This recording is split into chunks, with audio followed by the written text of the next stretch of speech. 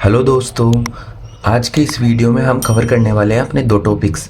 एक टॉपिक का नाम है लैंग्वेज इवोल्यूशन क्राइटेरिया एंड दूसरे टॉपिक का नाम है लैंग्वेज कैटेगरीज। ठीक है, तो ये दोनों टॉपिक हम स्टेप बाय स्टेप देखते हैं। सबसे पहला है लैंग्वेज इवोल्यूशन क्राइटेरिया। ये क्या होता है कि व्हेन इवोल्यूटिंग और comparing the programming languages several criterias are consider to determine their effectiveness और ए स्पेसिफिक टास्क।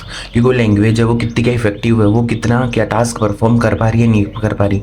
तो कुछ क्राइटेरियाज वगैरह होते हैं जिनको अपन देखते हैं। जैसे अपने को कोई गाड़ी वगैरह लेनी है तो अपन कुछ क्राइटेरिया वगैरह फिक्स करके जाते हैं ना, कितने बजट में होनी चाहिए, इतने चीज़ें होनी चाहिए, उसमें ये फीचर्स होने चाहिए।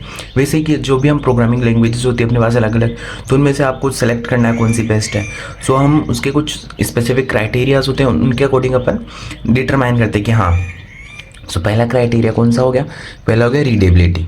रीडेबिलिटी बोले तो how easily human can understand the code, कि कोई ह्यूमन है वो कोड को कितने इजीली समझ पा रहा है। ठीक है, वो हो गया रीडेबिलिटी। दूसरा क्राइटेरिया हो गया कि राइटेबिलिटी, कि how easily a language allow the programmers to write a code, कि कितना इजीली हम प्रोग्राम को लिख पा रहे हैं, कि इतना कॉम्प्लेक्स कोड अपने को लिखना पड़े और उसको लिखने में 10 दिन हो जाए, तो वैसी लैंग्वेज भी नहीं चाहिए ना।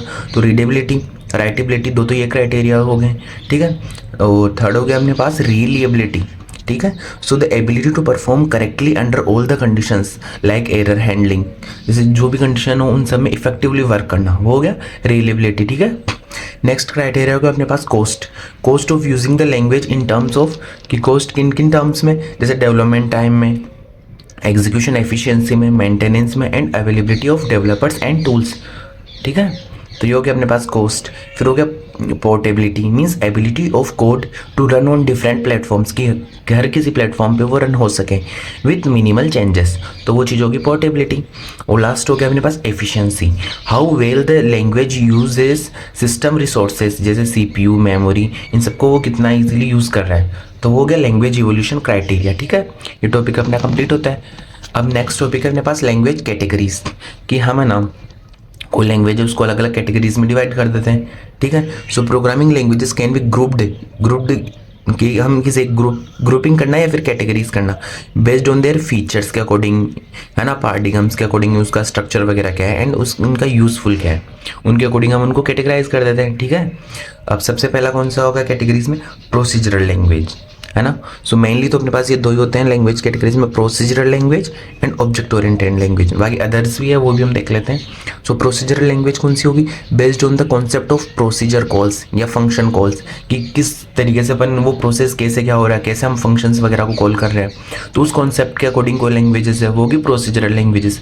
जैसे C language, Pascal language, Fortran language, ये सारी लैंग्वेजेस हो गई। सी लैंग्वेज जो पहले वाली थी, जो मतलब प्रोसीजरल लैंग्वेज जो पहले यूज़ होती थी।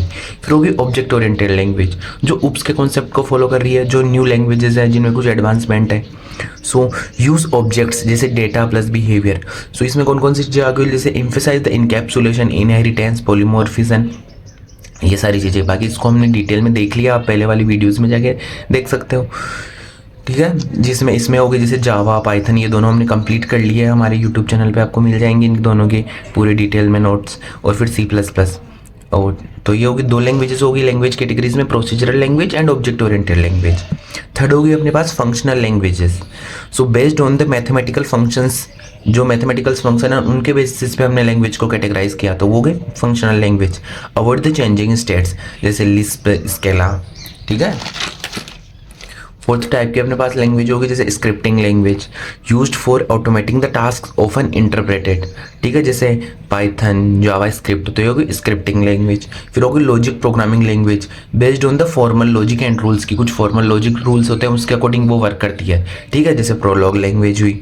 फिर लो लेवल लैंग्वेजेस होगी जैसे क्लोजली रिलेटेड टू हार्डवेयर, जैसे एग्जाम्पल हो गया असेंबली लैंग्वेजेस।